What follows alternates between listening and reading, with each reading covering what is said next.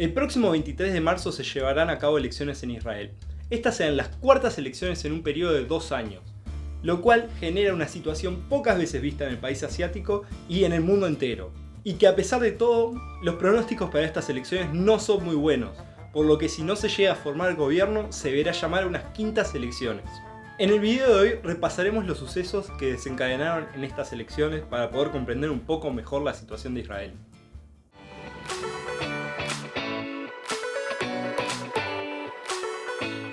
Antes de ir al punto central, debemos de explicar cómo funciona el sistema político israelí. Israel es una democracia parlamentaria, en la que el parlamento elige al jefe de gobierno, comúnmente llamado primer ministro. El poder legislativo, llamado Knesset, está compuesto por una cámara de 120 miembros. Estos son elegidos en elecciones populares. Posteriormente, se le encomienda al líder del partido más votado formar gobierno, para lo cual necesita una mayoría simple, o sea, la mitad más uno, para ser designado como primer ministro. Este último cargo es ocupado desde el 2009 por Benjamín Netanyahu, siendo el primer ministro israelí que más tiempo ha permanecido en el cargo, además de ser el primer jefe de gobierno en haber nacido en Israel, teniendo en cuenta que entre 1996 y 1999 ostentó el mismo cargo, pero no nos centraremos en su primer mandato. La política del país ubicado en Oriente Próximo suele ser muy fragmentada. Esto es debido a la gran cantidad de partidos políticos que existen en dicho estado. Es por esto que necesitan armar coaliciones para formar gobierno.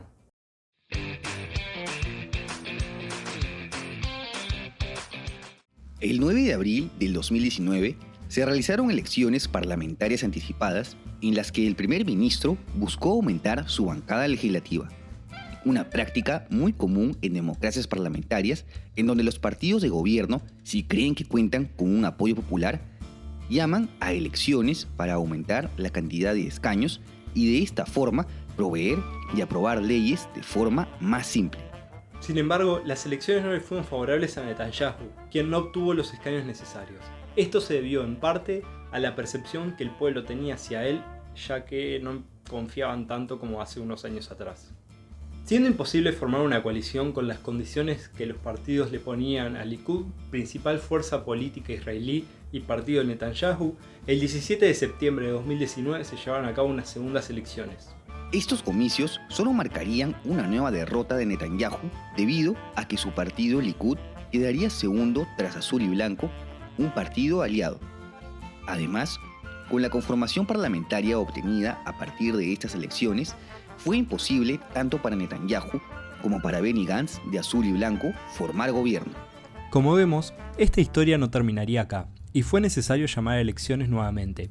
Estas se llevaron a cabo el 2 de marzo del 2020. En estas, Likud obtendría 36 escaños, cedidos por Azul y Blanco con 33, partidos a los que se le sumarían otros para formar gobierno el 17 de marzo tras alcanzar un acuerdo. Este consistía en un acuerdo rotatorio de 18 meses.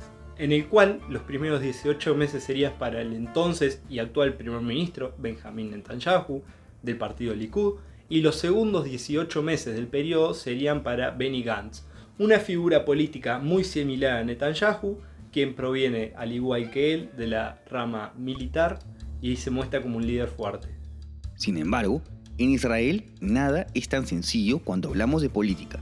Y el acuerdo de gobierno tenía una cláusula en la cual se acordaba que si no se llegaba a acordar los presupuestos para el 2021, a finales del mes de diciembre de 2020 se convocarían elecciones nuevamente, acuerdo de presupuestos al que no se llegó, y aquí estamos nuevamente de cara a unos nuevos comicios.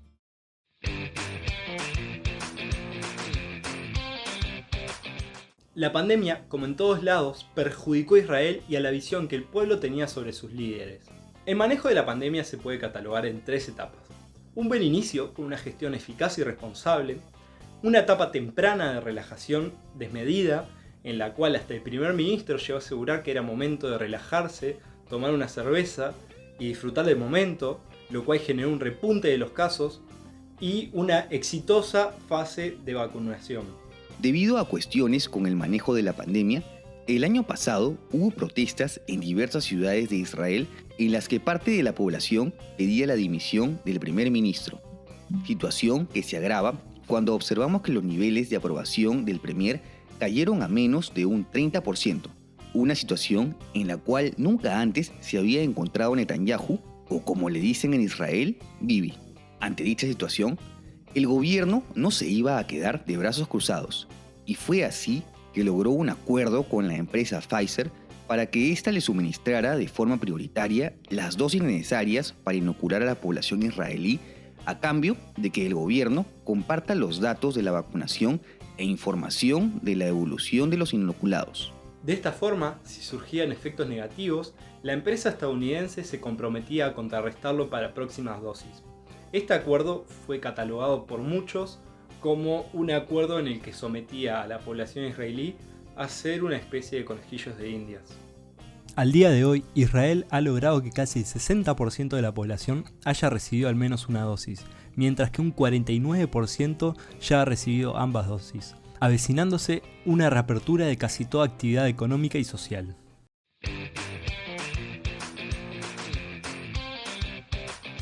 Si bien las encuestas en las últimas elecciones han fallado por amplio margen, se espera que el partido del actual primer ministro, Likud, obtendría alrededor de 28 escaños, una cifra muy por debajo de los 36 que tiene actualmente.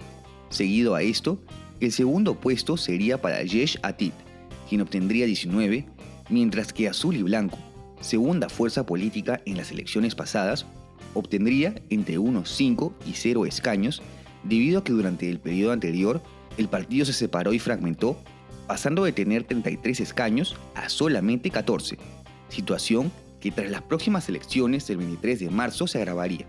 Otro aspecto llamativo es que el nuevo partido, Nueva Esperanza, podría posicionarse como segunda o tercera fuerza política con alrededor de 17 bancas. Este partido fue formado por Gideon Sa'ar tras salir del Likud. Seguido a esto vienen más partidos con menor cantidad de bancas, lo que hace más difícil llegar a acuerdos. De hecho, es muy difícil que con una composición como la que plantean las encuestas se pueda llegar a formar gobierno, existiendo la posibilidad de llamar a unas quintas elecciones. Esto se debe en parte a la gran diferencia ideológica entre los diversos partidos, los cuales no se pueden catalogar simplemente en izquierda, centro y derecha. Además, claro está, debido a la gran cantidad de candidatos que se presentan, los cuales son más de 13. Debido a las grandes diferencias, muchos partidos no están convencidos de formar gobierno con Likud, a menos de que Benjamín Netanyahu dé un paso al costado. Esto ya sucedió en 2019, cuando algunos partidos solicitaron para formar gobierno que Benjamín Netanyahu se apartara del cargo. Pero como Bibi tiene mucho poder dentro de su partido Likud, esto no sucedió, y tiene pinta de que ahora tampoco lo aceptarán. Y hablando de Bibi, en su horizonte se encuentra el juicio por corrupción, en el que se incluyen cargos por soborno, abuso de funciones y fraude. Este juicio está en proceso, así que al igual que Israel con respecto a si tiene armas nucleares o no, no afirmamos ni negamos que Netanyahu sea culpable. Lo que sí sabemos es que se ha declarado en 2 instancias como inocente. Ahora ustedes, ¿creen que Netanyahu es culpable de corrupción? ¿Creen que el no aprobar el presupuesto fue una movida política para no ceder el poder a su compañero de gobierno Benny Gantz? ¿Creen que las vacunas fue una movida para permanecer en el cargo? Bueno, déjenlo en sus comentarios y nos vemos en la próxima. Hasta luego.